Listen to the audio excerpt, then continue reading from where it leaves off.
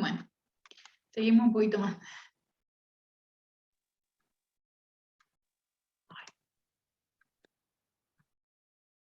Seguíamos ahora.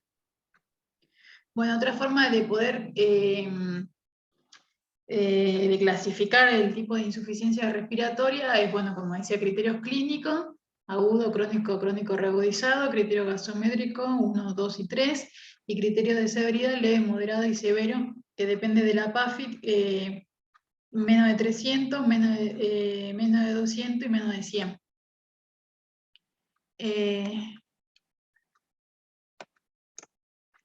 Con respecto a la insuficiencia respiratoria hipoxémica, Manuel, ¿te animás a leerla?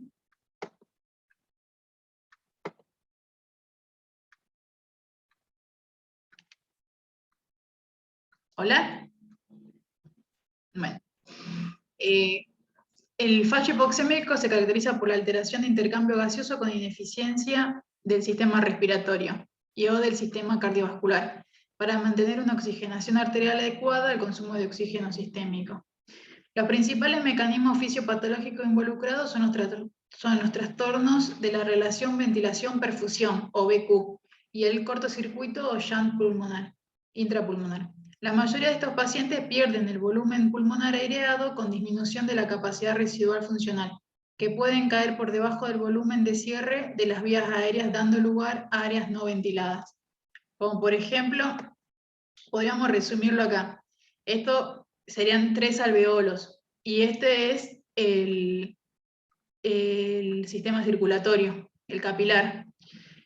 Cuando nosotros decimos que hay ventilación, acá el alveolo está libre, sin moco, sin nada, sin obstrucción del pase de aire, de oxígeno, pero no hay perfusión, por lo que sea, por un TEP, por ejemplo, por un tromboembolismo. No hay perfusión, entonces decimos que hay un espacio muerto, porque no se puede aprovechar la oxigenación.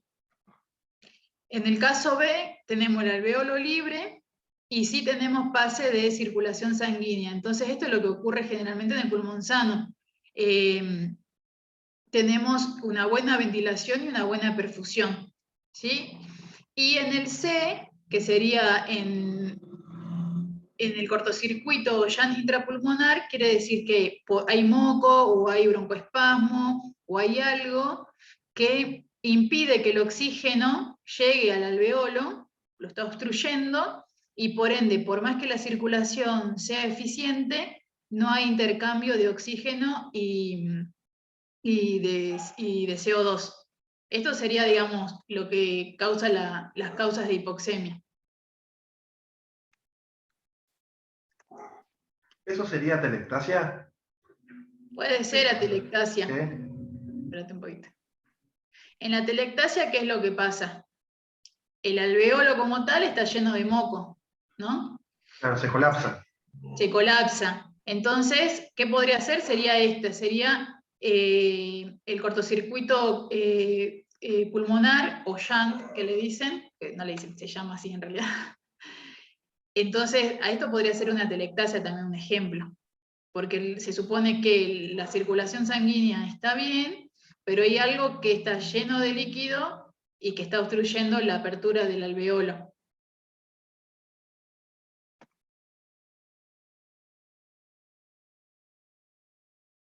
Después, con respecto a la insuficiencia respiratoria hipercápnica, digamos, se observa que los pacientes presentan hipoventilación debido al fallo de la bomba respiratoria como tal, o bien en los enfermos que no pueden superar el incremento del trabajo respiratorio. La base fisiopatológica de la insuficiencia respiratoria hipercápnica es la hipoventilación alveolar. Y esta ventilación alveolar es el proceso por el cual se renueva el gas alveolar y se mantiene su composición. De modo que esta ventilación alveolar constituye el mecanismo para la eliminación de CO2 producido por el metabolismo y requiere un adecuado funcionamiento de la bomba respiratoria. Cuando hablamos de bomba respiratoria, no solamente hablamos del parénquima pulmonar, sino del tórax y de los músculos como tal. El intercambio, en esto intervienen el sistema nervioso central, el sistema nervioso periférico el acoplamiento neuromuscular, los músculos respiratorios, sobre todo el diafragma, y la configuración mecánica de la caja torácica. Cuando algún eslabón de esta cadena se encuentra afectado, existirá el riesgo de fallo ventilatorio por hipoventilación alveolar con PCO2, con dióxido de carbono alta, porque no puede hacer o la expansión o la insuflación, ¿no? del tórax como tal. Entonces, el fuelle ventilatorio no funciona, no por un problema del parénquima solamente, sino por un problema mecánico. Esto cuando sería no agudo, ¿no? Generalmente en el mixto es porque ya los dos están fallando y el espacio que hay entre el alveolo y el capilar es más grande. Por eso es muy, muy pequeñito. Para que la inspiración se lleve a cabo, el sistema respiratorio debe vencer Para que nosotros inspiremos, ¿viste? Nosotros que lo hacemos de forma... Porque la inspiración es pasiva, ¿no? Vos no te das cuenta que estás inspirando y expirando. Entonces hay elementos dinámicos y elementos estáticos, ¿no? Entre los elementos dinámicos, la fuerza de fricción y la resistencia que se oponen al flujo de gas a través de las vías aéreas. Digamos, por dónde pasa el oxígeno, sin el intercambio gaseoso. Y las estáticas, que representan la dificultad que ofrece el pulmón o la pared torácica al sufrir un cambio de forma. La inspiración entonces requiere que la bomba respiratoria genere una presión que tiene dos propósitos: transportar el gas inspirado a lo largo de la vía aérea y B, insuflar el alveolo. O sea, nosotros cuando respiramos es como el diafragma baja, entonces ¿esto qué hace? Que el aire, que se aumente la presión, entonces el aire puede entrar a nuestro pulmón y llegar hasta el alveolo, y viste que el alveolo tiene el surfactante, que hace que no se cierre del todo. Entonces, cuando se abre por presión y ingresa el oxígeno, se hace el intercambio gaseoso y se cierra, y bueno, no es que se cierra, ¿no? Pero sí se cierra, pero no se colapsa, y sale el dióxido de carbono al ambiente. Eso sería básicamente. Podemos hablar de insuficiencia respiratoria crónica y aguda. Generalmente, en la insuficiencia respiratoria crónica sí hay antecedentes patológicos y en la aguda no. Con respecto a la tolerancia, en la crónica es mejor tolerada y en la aguda, al contrario, es mal tolerada. El pH está normal o bajo porque ya está adaptado el cuerpo, y en la aguda está bajo. Con respecto al bicarbonato, está aumentado la crónica y en la aguda puede estar normal porque todavía hay adaptaciones que no han podido ser, no se han presentado con respecto a lo que sería el riñón, ¿no? La adaptación. Generalmente la enfermedad corpulmonar está presente en la crónica, quiere decir que ya hay dos afectaciones, pero que está todo el cuerpo adaptado, y en la aguda no existe estas patologías. Y la hemoglobina, con respecto a la crónica, está elevada, que le dicen, bueno, policitemia, ¿no? Generalmente los pacientes de EPOC, ustedes habrán visto que tiene la hemoglobina bastante alta, y hay veces que se hace sangría en estos pacientes, y en la aguda es normal. ¿Cuál sería la utilidad de saber los gases en sangre, ¿no? Porque le sacamos sangre arterial al paciente, que es tan doloroso. ¿Qué información nos brinda? Nos brinda, bueno, ver la presión arterial de oxígeno, que nos brinda la información del nivel en la arteria y en el tejido. La saturación de oxígeno menor de 90% se relaciona con un valor de la presión de menos de 60, que sería el concepto, ¿no? de insuficiencia respiratoria.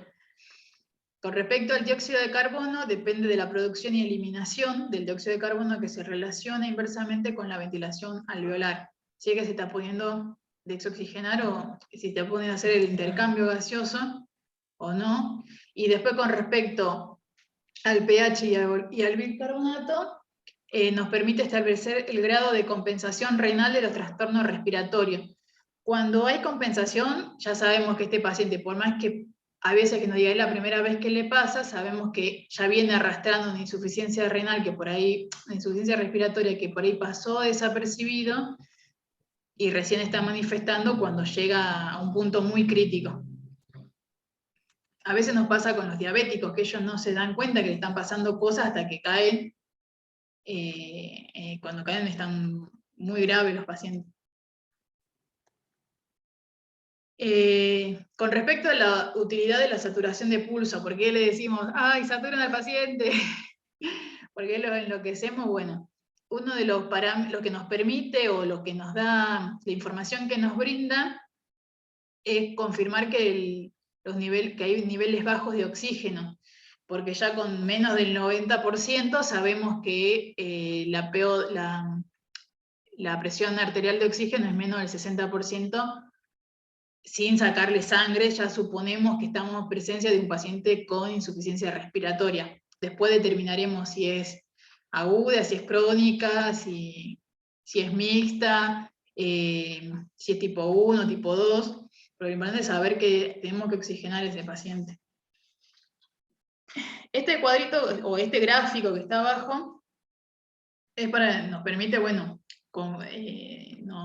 la información que nos brinda es que generalmente nosotros nos manejamos en esta parte de la curva. 95% nos habla a favor de una presión de oxígeno mayor de 80 milímetros de mercurio.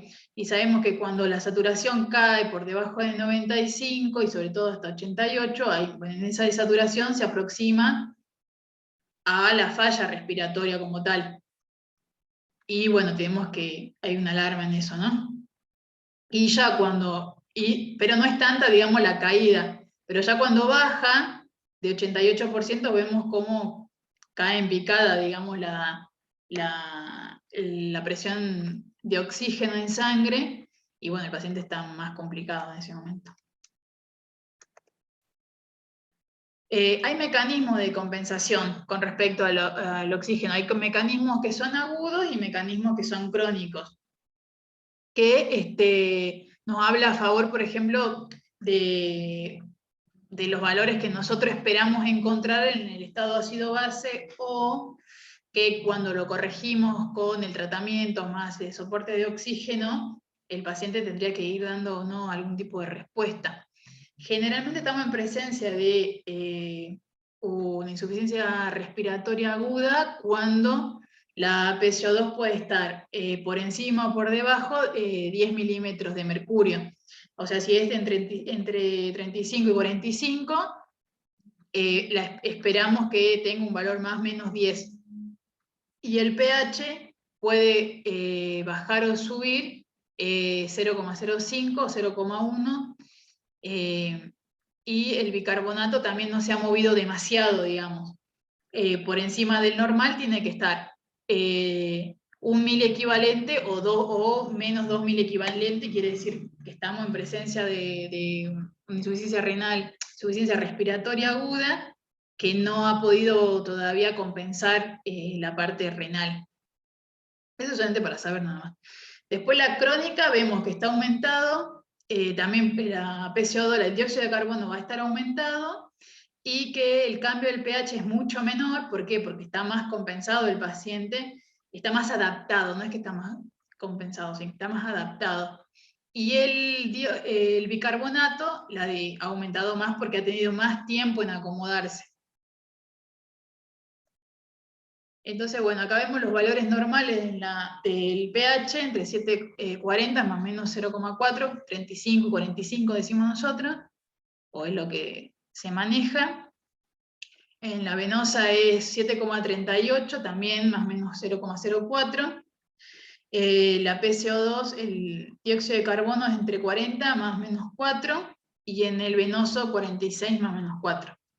Y en el bicarbonato, en la arterial es 24 y en el venoso 26. ¿Esto para qué nos sirve? Porque hay pacientes que no le podemos sacar gases arteriales por la causa que sea. Entonces, saber que aunque nos den gases venosos, sí, qué tan alterado está y qué esperamos y qué no esperamos del paciente.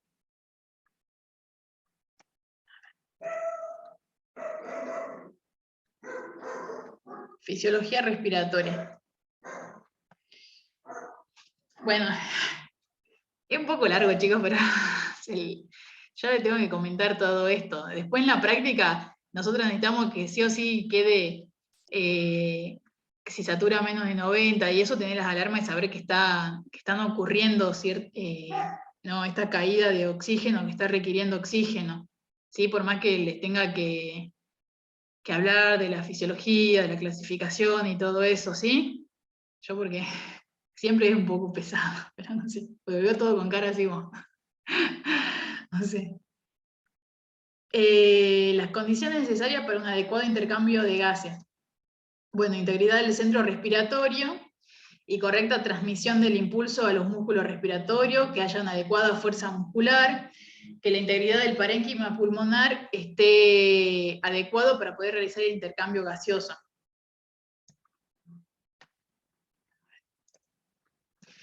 Las causas de la insuficiencia respiratoria puede ser cerebral, médula espinal, unión neuromuscular, vías aéreas altas, tórax y pleura, sistema cardiovascular y el pulmón como tal, o el parénquima pulmonar. Cualquiera en esta cadena, cualquier alteración en esta cadena puede provocar una insuficiencia respiratoria. De la causa del sistema nervioso central puede ser una ACV, cuando nos encontramos el paciente que está en estado en una escala de Glasgow menor de 8, hay veces que llegan los pacientes en coma. Puede ser por consumo o uso de drogas, narcóticos, sedantes, opioides, etc.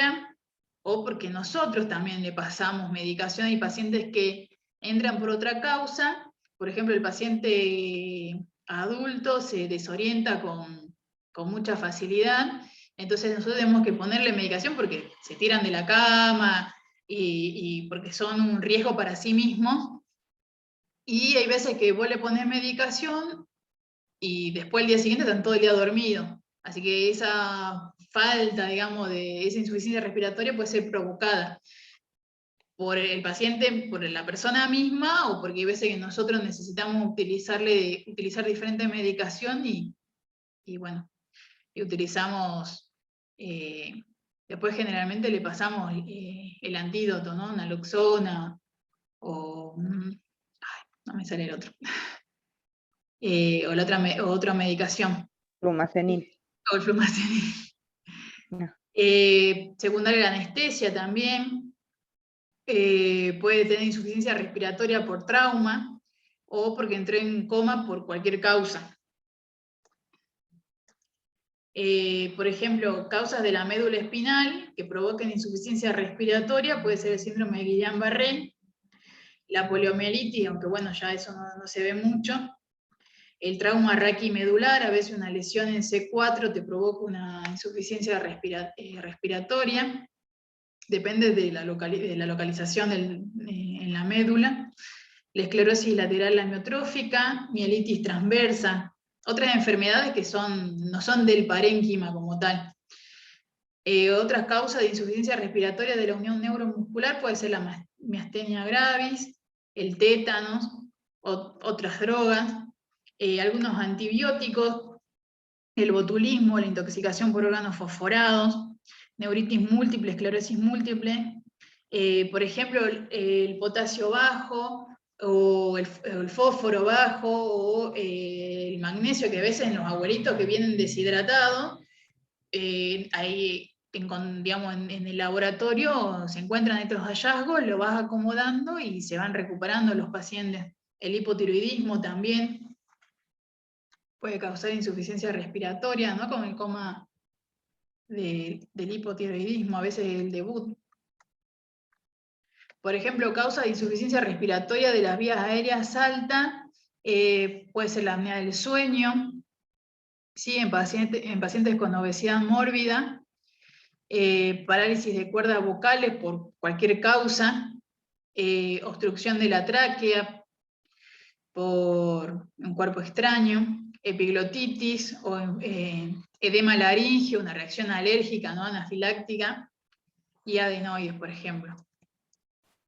Causas en tórax y pleura, una distrofia muscular, la obesidad como tal, la cifoescoliosis, el trauma de tórax, la espondilitis anquilosante, el neumotórax y el derrame pleural de cualquier causa, puede ser por un cáncer, ¿no? Causas cardiovascular, sobre todo, es el edema cardiogénico, ¿no? El edema de pulmón, el tromboembolismo pulmonar, que viene con insuficiencia respiratoria, y una embolia grasa, que no es bueno, a veces en las fracturas o en los politraumas, hay veces no tienen un trauma de tórax como tal y vienen con una insuficiencia respiratoria. A veces uno no lo piensa, pero cuando hay fracturas de huesos largos, esa puede ser la causa principal, ¿no? La embolia grasa. Y ya con respecto al pulmón, puede ser aspiraciones o los pacientes que por cualquier causa tienen broncoaspiración, un vómito intenso, pueden quedar con neumonitis por estos vómitos, ¿no? La infección, la sepsis grave o el síndrome de distrés respiratorio agudo, una neumonía grave de la comunidad, el asma, el EPOC, fibrosis quística, enfermedades pulmonares intersticiales, o en la neumonía como tal, atelectasias, contusión pulmonar, radiaciones.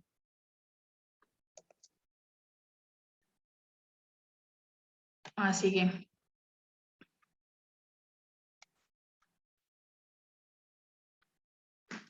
y hasta acá vamos a llegar, ¿sí? El otro martes vamos a hablar por ahí va a ser un poco más dinámico porque vamos a hablar de enfermedades relevantes en esto, sobre todo EPOC, asma, de cómo tratarlo y cómo se presenta la insuficiencia respiratoria. Así que por ahí va a ser un poco más dinámico, más de lo que uno ve a diario. Y después hablaríamos un poco de shock, los tipos de shock. Y ya con eso creo que está muy...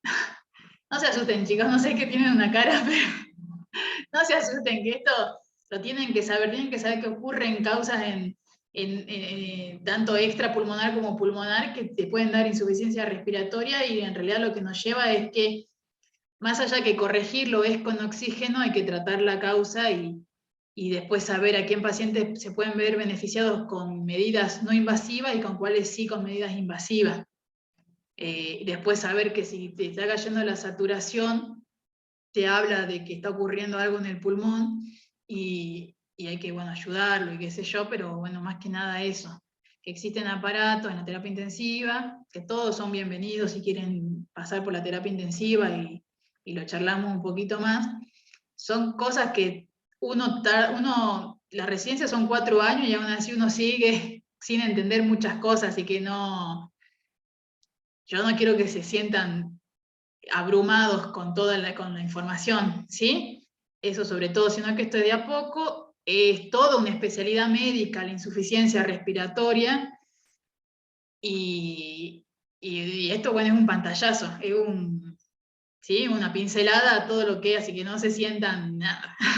Re preocupada estoy por que no se sientan nada, pero bueno, es la verdad, porque no es sencillo, pero sí saber que ocurren, digamos, el aleteo nasal, el paciente está sudoroso, más sobre todo ahora que contamos con pocos profesionales, decir, bueno, che, está pasando algo.